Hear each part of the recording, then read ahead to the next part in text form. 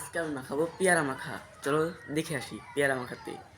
তোকে বলবো ভাবি কিছু অল্প কথায়, তুই স্বপ্নে ছিলি ছিলি গল্প কথায়, আজ তোর নামে রাত নামে দিন কেটে যায়, আমার মন তোর পাড়ায় এসেছে তো।